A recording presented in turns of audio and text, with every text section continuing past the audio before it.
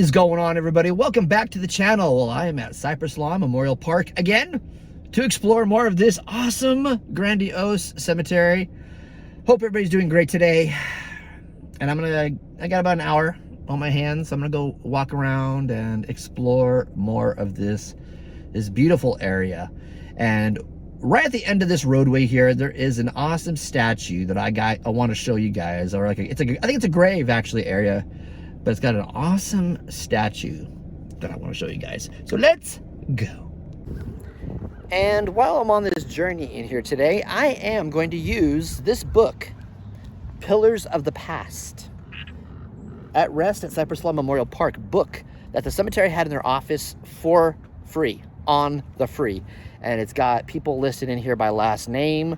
So as I'm walking here, I could probably, if I'm ever stumped or anything, I could refer back to this book to possibly get some, get some background on some of these people if I can't find something. Or I might as well just use the book the whole time I'm in here, right? Might as well. On the Howard family mausoleum here, we have a couple crows. That cemetery would be complete without the customary crows.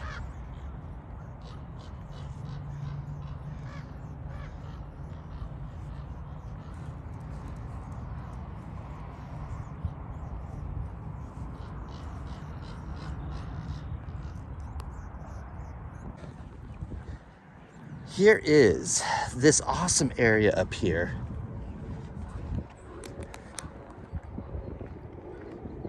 Tevis, or Tevis is the last name, however you pronounce it. Look at this beautiful, beautiful area. It looks like they're getting ready to plant some flowers or something in here too. As you can see, the fresh dirt in this bed right here. Looks like it's pretty fresh dirt. But look at this. This angel statue is awesome. And it's got a bench area too. We're looking at Lloyd Tevis, March 20th, 1824 to July 24th, 1899, and Susan, February 9th, 1831 to April 29th, 1902. Yeah, try to zoom in on this statue some more.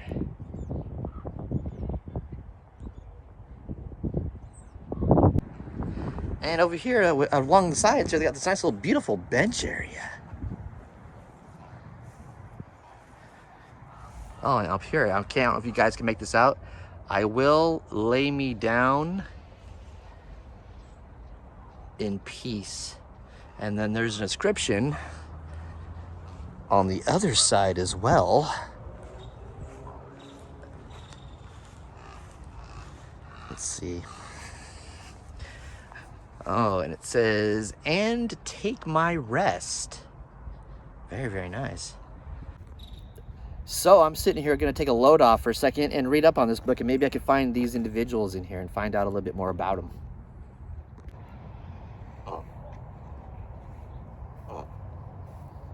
Oh, interesting. Lloyd Tevis. Distinguished architect John Galen Howard was commissioned in 1912 by the Tevis family to design this unique granite funerary monument. Tevis had been one of California's leading business personalities, owning parts of virtually every important gold, silver, and other mining property in the West. He also controlled vast amounts of real estate, 300,000 acres in Kern County alone, which I think Kern County is Southern California. Tevis replaced William G. Fargo as president of Wells Fargo Express during the 1970s and moved the headquarters from New York to San Francisco. His was one of the first houses constructed atop Nob Hill in San Francisco. So that's a little bit of, well, hello, Mr. Crow. Are you curious? That's a very interesting little find there. So I see you were interested in what I had to say when I was talking about Lloyd Tevis. Well, bye-bye. Wasn't that kind of weird? When I was talking about old Lloyd here, this little crow showed up and was kind of wanting to know what I was saying. You guys believe in reincarnation? Never know. So right here, this is a curious little area, little steps, stone steps that go up. But I've been here before, and there's nothing marking it as to who or what it is over here.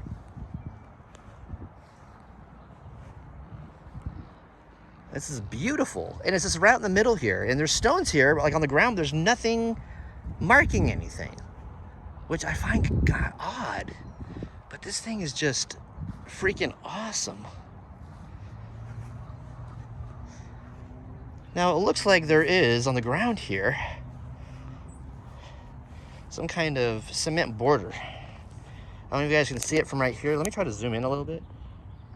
There's a little cement border. And it kind of goes around. Would this be where possible people are buried?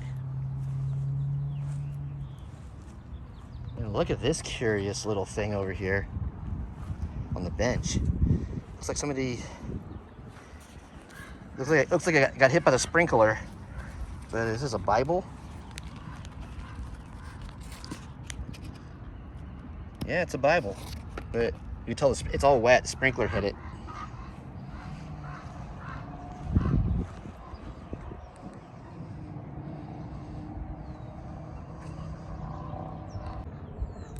Very, very curious.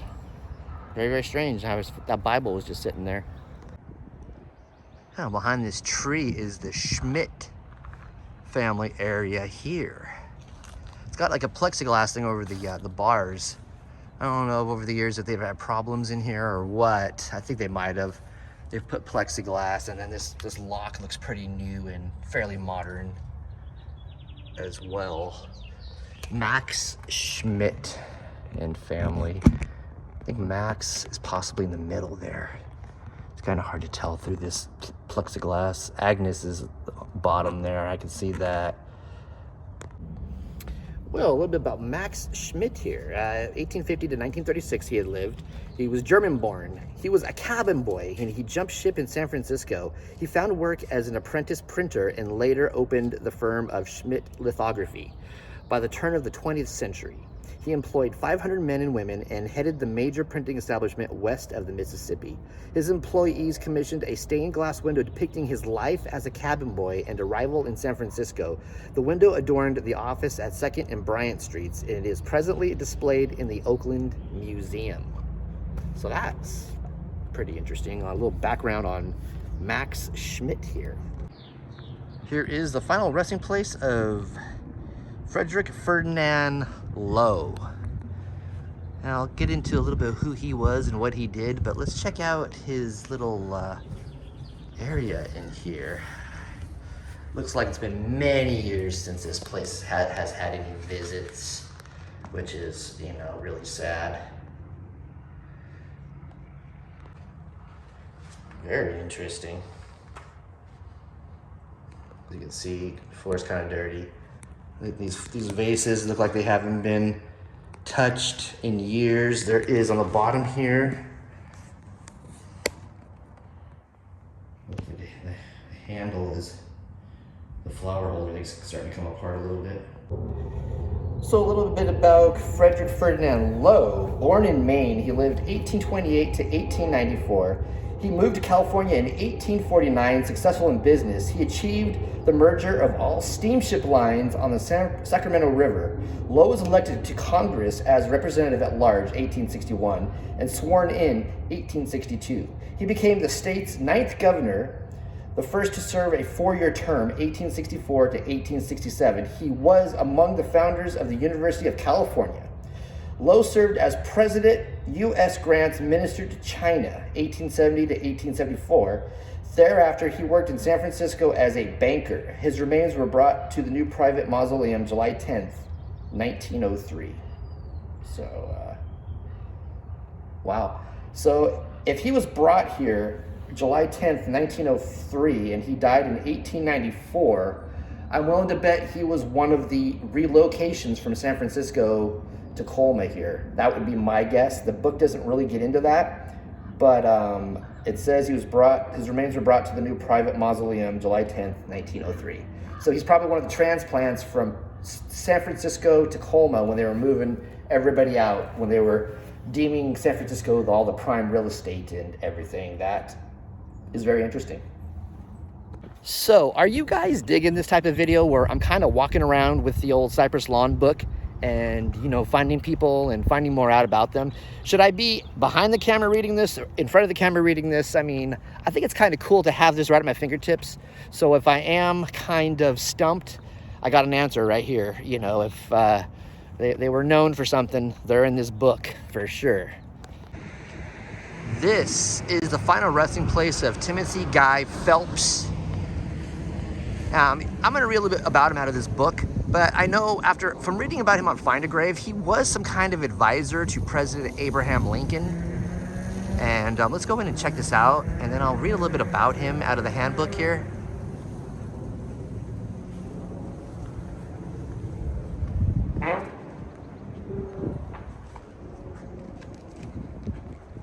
His name is up here. Born in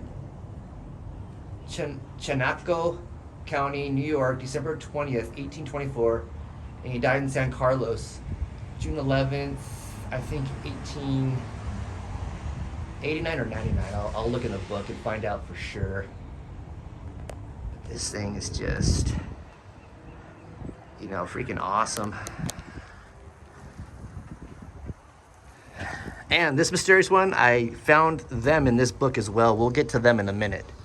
But let's just, we got up here, Josephine Amalia, I think Phelps, born in New York, June 30th, 1845. Died, what is it? I think it's in San Francisco, possibly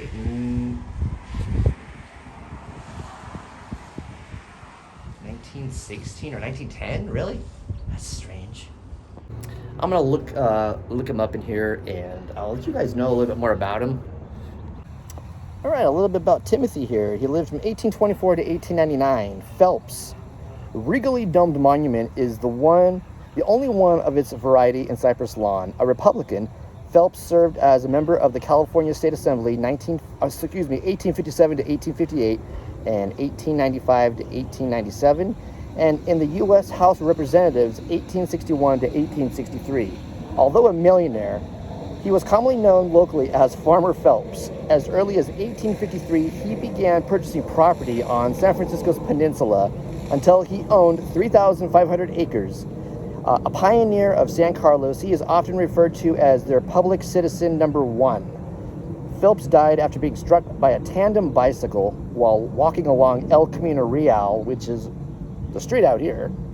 His funeral at Cypress Lawn was served by train and was eminently Victorian.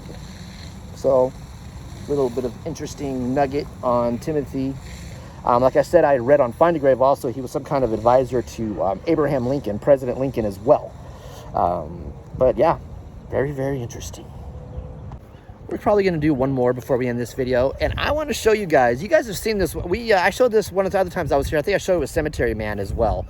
The Van Bergen area, Nicholas Van Bergen, the little area that's built in the side of the hill that kind of looks like a little hobbit house. Let's go check it out. I am sure you guys remember this one. Looks like a little hobbit, a house like out of that Hobbit movie, and it is flooded. You go down the steps to get to it. Still full of water like it was that last time I was here. Very, very interesting. Let's see here. Nicholas was a native of Neuenwald, Germany. This pioneer arrived in California 1856 to amass a fortune as a wine merchant. He played a key role during the early years of the California Wine Association while serving as a director of the First National Bank, the German Savings and Loan Bank, and the San Francisco Gas and Electric Company. His impressive vault is built into a hill. Access is gained through a door at the bottom of 4 steps. Other family members are buried in the plot as well. But you can't go down there to the window, because I would say that's about 3 feet of water, 2 to 3 feet of water. And yeah, I'm not going in there. And up top here, there's a little stone on the top of it. But up top over here, there's another set of Van Bergens. So I am not sure if this is stones for them as well. Let's see if there's a Nicholas over here. Nah, there's a Harriet. That must be, I wonder if it's probably the same family, but there's a Harriet, 1861 to 1901. Howard, 1886 to 1903. This one has fallen over, has John, 1853 to 1916. And here's this beautiful little area here. And on the back of the one I was just showing you, up on the top of the hill here, look at this. I find this very, very curious. This is a pipe that goes down. I don't know what that is. It looks like a pipe that goes down. Maybe it's some kind of ventilation for it, but I don't know what the little bowl or plate here is. That is going to wrap it up for this video. Thank you so much for watching, and let me know in the comment box below if you're liking this kind of video that I did with this book. You know, the narration, I'm reading the book as I'm going and finding people, or I kind of, the last one I just showed you here, I kind of did it behind the camera. I mean, it probably doesn't matter in the grand scheme of things, as long as the information is given. But I kind of enjoyed this video, taking this handbook and just wandering around. This one behind me here, if I do another video, that one's next. All right, guys, thank you very much. Give this video a thumbs up. Share the video, please, please. And also, for those who are interested in supporting the channel, in the description box below, I have various links where you can support the channel and get the show, help me get the show on the road for travel costs and whatnot for future travels. So the ones that are interested in that, you can find all that information down below in that description box. All right, guys, thank you so much, and I'll talk to you later.